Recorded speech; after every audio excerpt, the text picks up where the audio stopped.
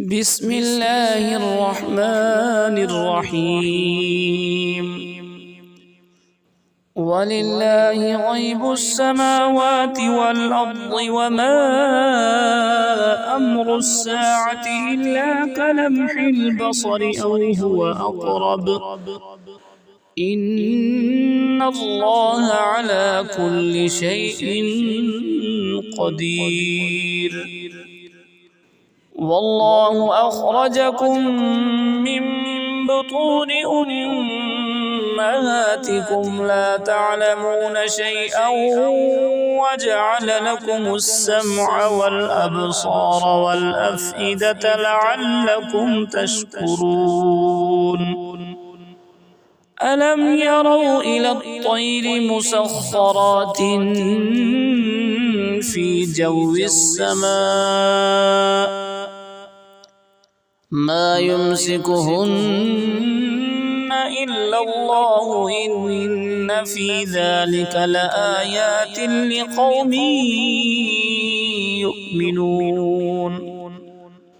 والله جعل لكم من بيوتكم سكنا وجعل لكم من جلود الأنعام بيوتا تستخفونها يوم ظعنكم ويوم إقامتكم ومن أصوافها وأوبارها وأشعارها أثاثا ومتاعا إلى حين. والله جعل لكم مما خلق ظلالا وجعل لكم من الجبال أكنانا وجعل لكم سرابيل تقيكم الحر وسرابيل تقيكم بأسكم كذلك يتم نعمته عليكم لعلكم تسلمون. فإن تولوا فإنما عليك البلاغ المبين. يعرفون نعمة الله ثم ينكرونها وأكثرهم الكافرون. ويوم نبعث من كل أمة شهيدا ثم لا يؤذن للذين كفروا ولا هم يستعتبون. وإذا رأى الذين ظلموا العذاب فلا يخفف عنهم ولا هم ينظرون. وإذا رأى الذين أشركوا شركاءهم قالوا ربنا هؤلاء شركاؤنا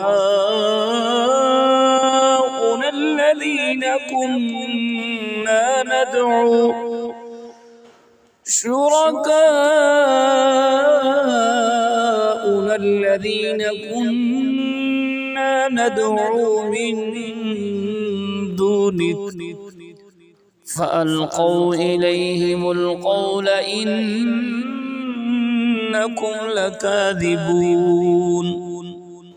وألقوا إلى الله يومئذ السلم وضل عنهم ما كانوا يفترون.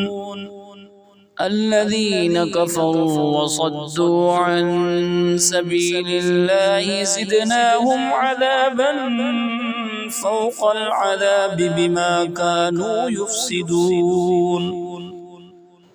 ويوم نبعث في كل أمة شهيدا عليهم من أنفسهم وجئنا بك شهيدا على هؤلاء ونزلنا عليك الكتاب تبيانا لكل شيء وهدى ورحمة وبشرى للمسلمين.